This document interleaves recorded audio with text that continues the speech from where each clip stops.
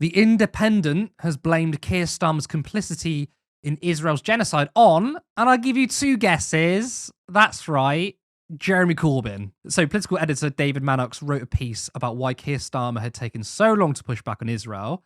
And look, when I was reading it, I thought this would be interesting as the mainstream media, seemingly are calling him out. But when you read on, it gets quite insane. Maddox drops an absolute doozy. Anti-Semitic conspiracy theories suggesting Labour is being held back by Zionist interests can readily be found on social media, but none of this is true. In reality, Labour under Sir Keir Starmer has been held back by a sense of shame. A visible reminder of this came when former leader Jeremy Corbyn got to his feet to challenge Lamy. Under Corbyn's leadership, Labour became so immersed in anti-Semitism and so marginalised the Jewish community that the party has had to continue working hard to restore its reputation. So first of all, it's not anti-Semitic to say that Israel has an influential lobby. That is literally a fact. It has pressured Labour and many political parties worldwide on foreign policy. But Maddox here is suggesting that because anti-Semitism was so high in the Labour Party under Corbyn, which isn't true, Starmer has to be pro-genocide because of his apparent shame. This is wild. Kevin, I really want to hear your response on this one. We've had years and years of Corbyn derangement syndrome, but this has got to be one of the worst. Yeah, you can tell that Jeremy Corbyn is a socialist because he has been living rent-free in these people's minds for so long now. This is genuinely embarrassing. I thought we'd seen peak jam man derangement syndrome. I thought we did too. I thought it was over, but apparently it's long Corbyn, as it is, has been living in the minds of these quote unquote journalists. They're not journalists; they're smear merchant hacks for so long now. It's interesting that he goes on about there's no evidence that there's a Zionist influence campaign here, when David Maddox is literally writes for and is a member of a group called the Forum for Foreign Relations, which is not technically on Tufton Street, but is spiritually on Tufton Street. It is a Zionist right-wing think tank. He is the very Zionist influence that he seeks to deny. It's embarrassing. It's yet another smear. It's another smear. It's compound Zionism. They're saying the obviously ginned up Red Scare bullshit fear that we put into the public imagination is the reason why Keir Starmer can't do this thing, because we did this thing. So it's like Zionism multiplier or something. It's very, very peculiar. These people are genuinely quite deranged about Corbyn. Really, the reason they went after him, and we know it was complete nonsense, of course, is because of his support for Israel. His opposition to the government of Israel, his support for Palestinians. And they can't just accept that. They can't just be honest and open about that.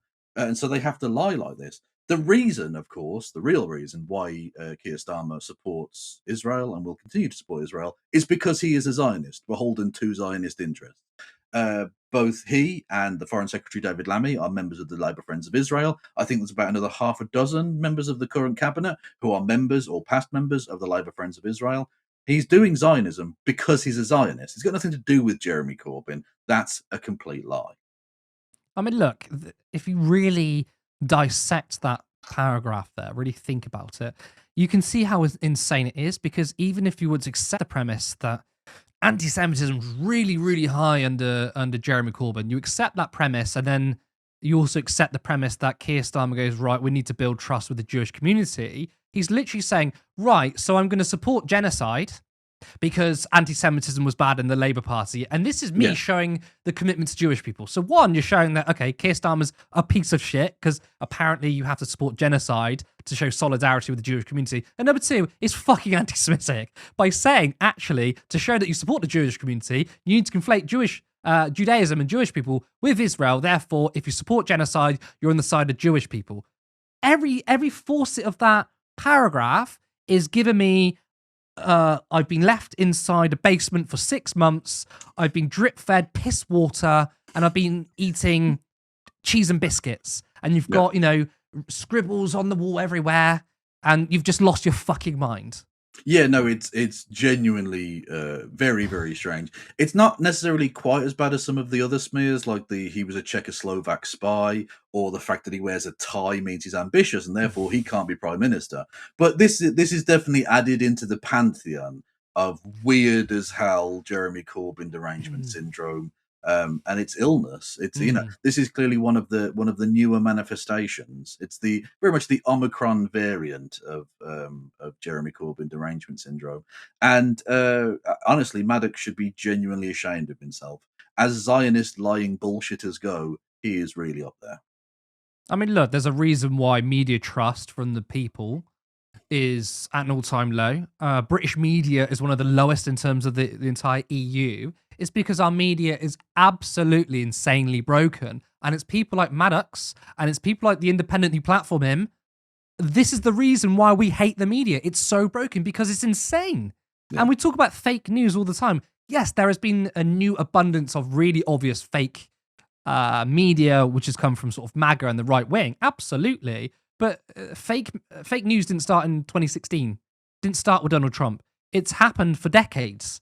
Yeah. The BBC has been hollowed out by Thatcherites, so now it's just pro-business.